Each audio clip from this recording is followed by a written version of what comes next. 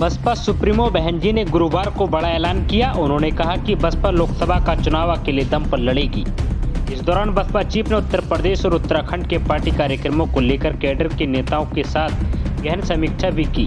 साथ ही कांग्रेस और बीजेपी पर निशाना भी साधा। बहन जी ने कहा कि देश और यूपी सहित विभिन्न राज्य सरकारों को संकीर्ण जातिवादी और जनविरोधी नीतियों और कार्यप्रणाली को लेकर राजनीतिक हालात तेजी से बदल रहे हैं। ऐसे में किसी एक पार्टी का वर्चस्व नहीं होकर के लोग बहुकोणीय संघर्ष का रास्ता चुनने को आतुर हैं।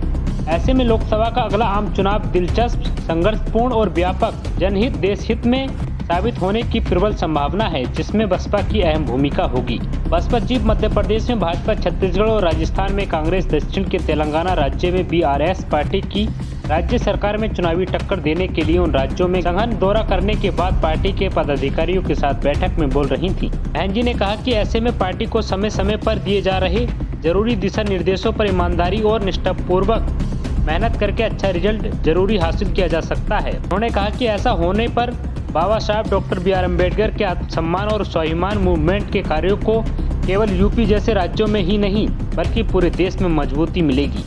साथ ही समस्त गरीबों, वंचितों, शोषितों, पीड़ितों में से खासकर सदियों से जातिवाद के शिकार बहुजन, आदिवासी, अन्य पिछड़े वर्गों के साथ साथ धार्मिक अल्पसंख्यकों में से खासकर मुस्लिम समाज के करोड़ों लोगों का जुल्म, जाति भेदभाव और दूसरे दर्जे के नागरिक की तरह सरकारी व्यवहार से मुक्ति मिल जाएगी। बसपा चीफ ने कहा कि लेकिन इसके लिए विरोधी पार्टियों और उनकी सरकारों के साम दाम दंड भेद के हथकंडों को बहुजन एकता और सत्ता की मास्टर चाबी प्राप्त करने के बाद अपनी लोकतांत्रिक मजबूती प्रदान करना जरूरी होगा, जो बहुजन समाज के लिए मुश्किल काम नहीं है, क्योंकि ऐसा उन्होंने खासकर यूपी में कई बार करके दिखाया है।